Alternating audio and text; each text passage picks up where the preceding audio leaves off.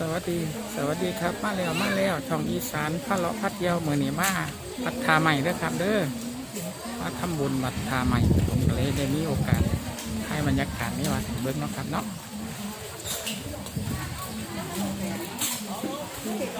นี่เป็นมือวันหยุดนะครับวันหยุด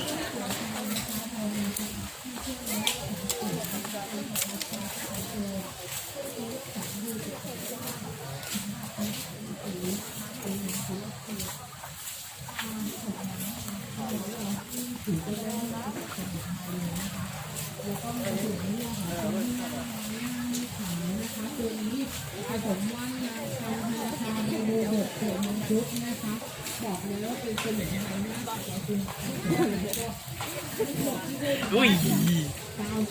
มันกล่องตกลงเห็นหรือเปล่าเห็นปะหน้าดำเหมือนกันเลย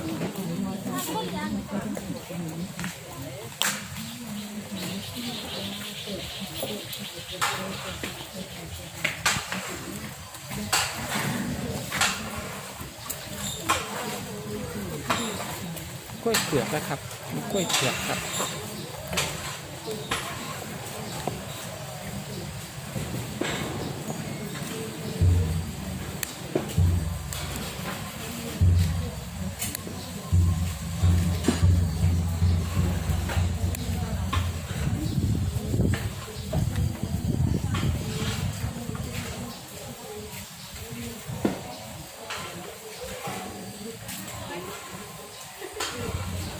โอ้มีตัวงามเลยครับ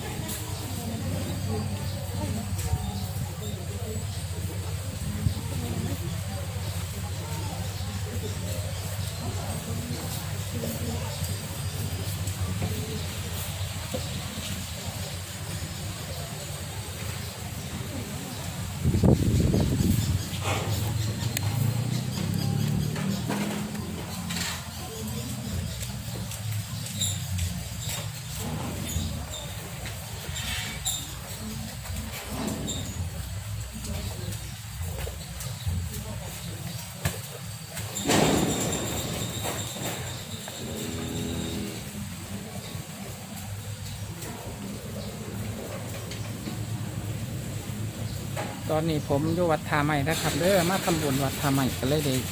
ถ่ายบรรยากาศถ้าเบิงมั่วเบิงกล้วยดอนนะครับ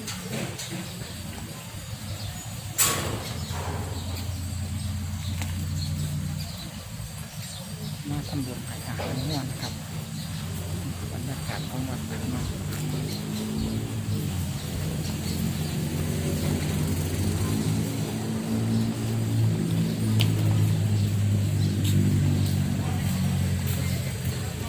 นี่เป็นมือวันอาทิตย์นะครับเนาะคนจะมาทำบุญหลายนะครับในวัดนี่คือลานจอดรถนะครับ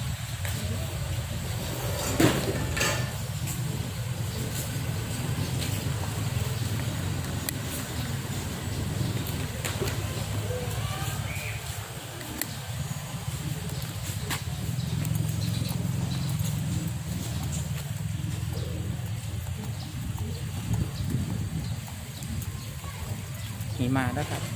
ขอบมา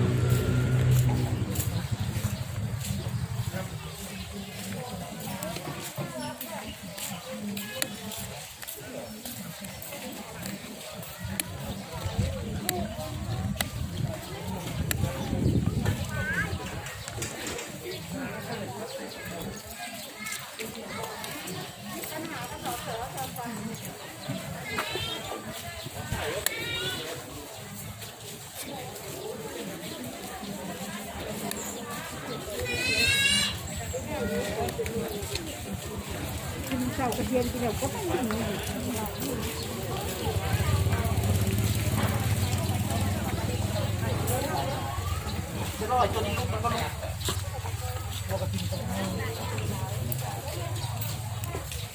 นี่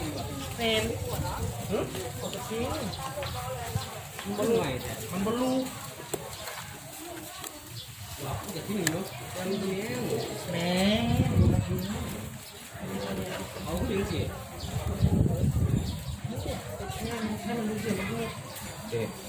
กับทิ้งครับทางงานเลยครับ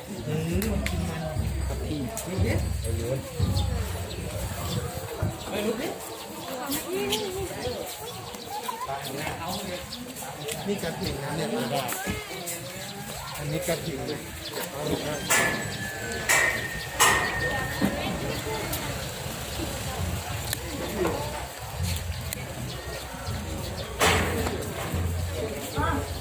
เอาแล้วเอาแล้วไปเลยเอาไหนไปออกไปยังไงอ่ะเอาไปเอาไป ก็คิ้วครับก็คิ้วครับถูก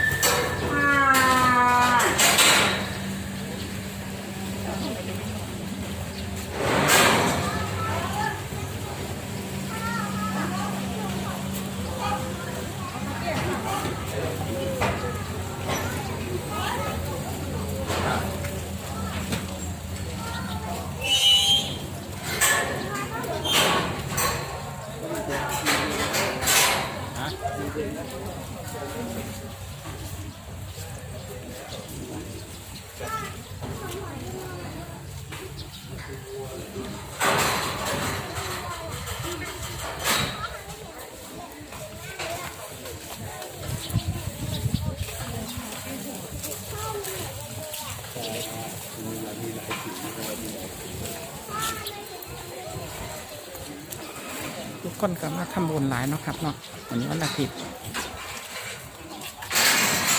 วัดท่าใหม่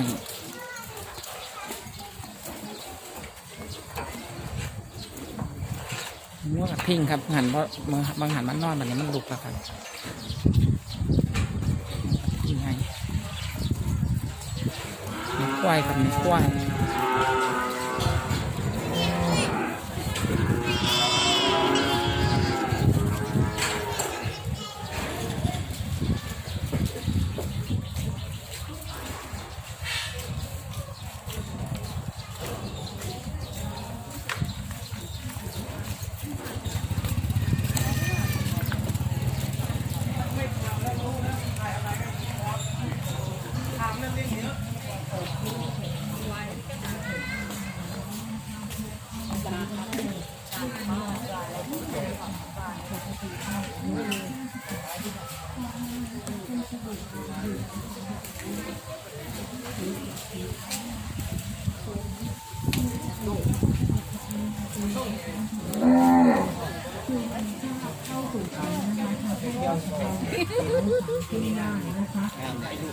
ตัวต่อมานะคะใครที่เดินทางไปทางมาแล้วของฝากของดีนะคะประจำวัดท่าไม้ที่เขานิยมซื้อกันก็จะเป็นน้ำผึ้งค่ะน้ำผึ้งของเราเป็นน้ำผึ้งเดือน5แท้นะคะเขาบอกว่าน้ำผึ้งนี้นะคะถ้าดื่มเป็นประจำทุกวันกับน้ำอุ่นนะคะแล้วก็มะนาวนะคะจะช่วยในเรื่องของคนที่เป็นไซนัสเรื้อรังเป็นหวัดเป็นภูมิแพ้นะคะที่เห็นนี่ทุกวันเป็นประจำจะช่วยใน ตอนนี้ผมเข้ามาในวัดแล้วนะครับเนาะภาพบรรยากาศในวัดเนาะครับจะได้ไหว้พระทำบุญร่วมกันงานสร้าง ต่อมาตัวนี้นะคะเป็นที่เรื่องลือของบรรดาเขานะคะและดูเหมือนจะเป็นสภาพเรามีสภาพทั้งหมด5ตัวด้วยกันนะคะเราจะพูดถึงสภาพ5ที่พูดถึงเรื่องของฝ้ากันก่อนเลยนะคะตัวนี้นะคะจะช่วยในเรื่องของฝ้าปากนะคะส่วนใหญ่ในเรื่อง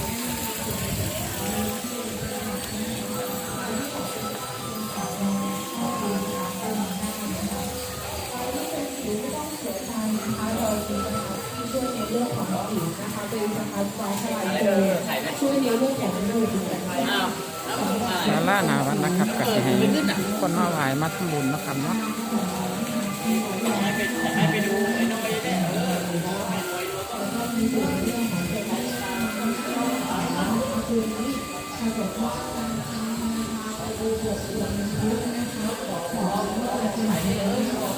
ถวายสังฆทานทำบุญนะครับเนาะ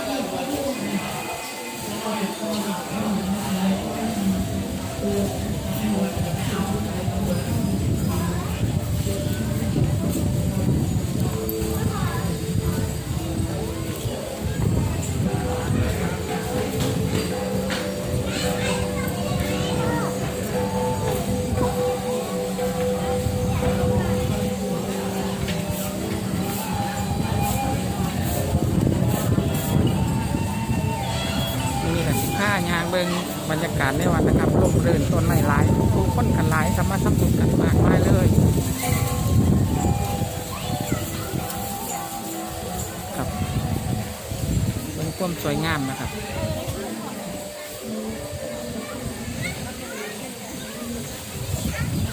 สวยงามนี่ก็เป็นครั้งแรกที่ผมได้มาในวัดท่าใหม่เนาะครับก็เลยได้ถ่ายบรรยากาศความสวยความงาม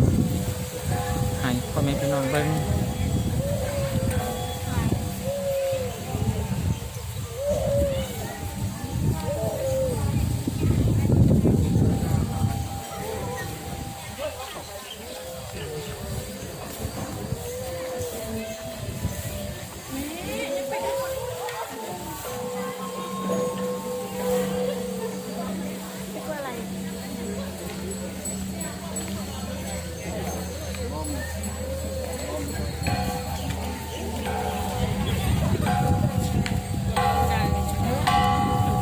ความสวยงามนะครับความสวยงามนะครับ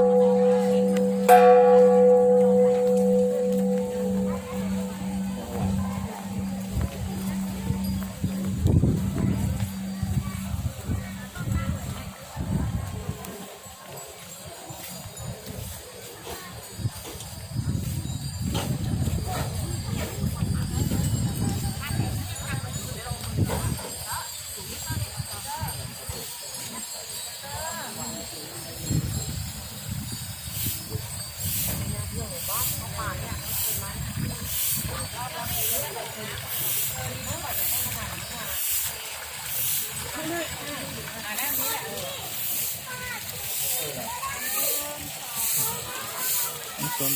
สวยงามข้างๆนะครับ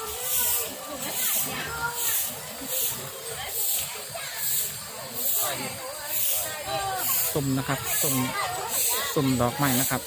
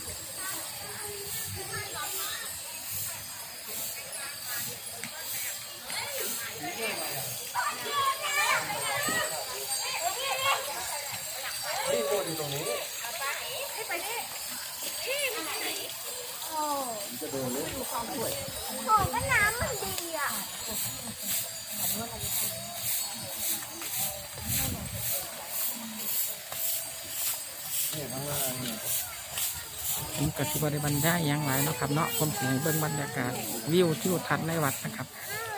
ความสวยงามนะครับ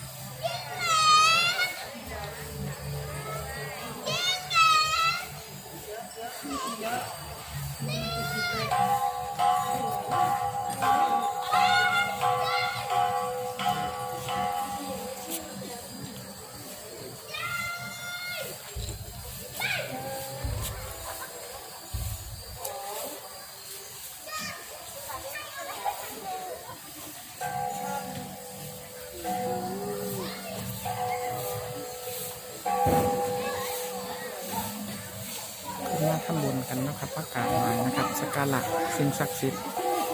นะครับ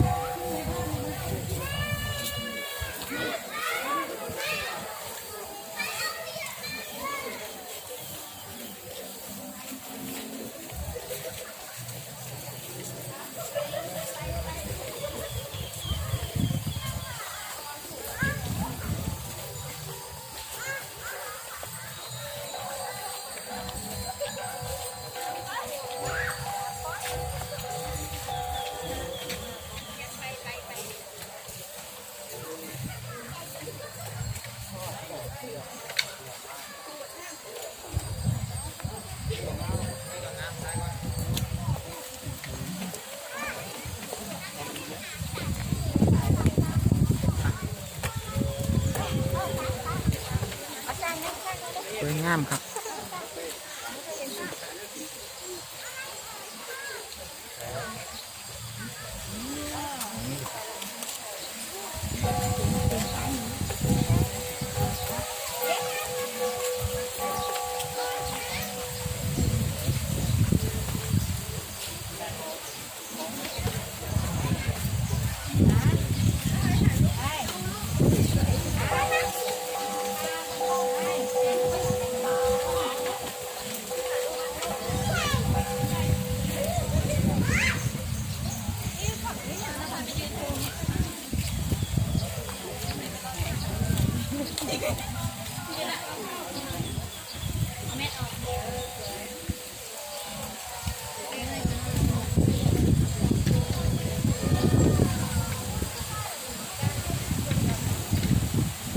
ก็ยางเลาะเบิ่งบรรยากาศความสวยงามในวัดเนาะครับเนาะ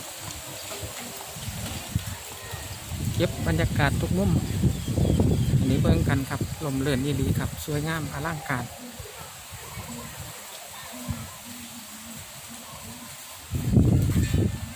ครับข้างหน้าครับเบิ่งข้างหน้าเต็มมุมนี้ก็งามครับโอเคครับสำหรับคลิปนี้เอาไว้ซ้ำนี้สักก้อนนะครับเนาะเดี๋ยวผมติดถ่ายอีกคลิปหนึ่งต่อนะครับ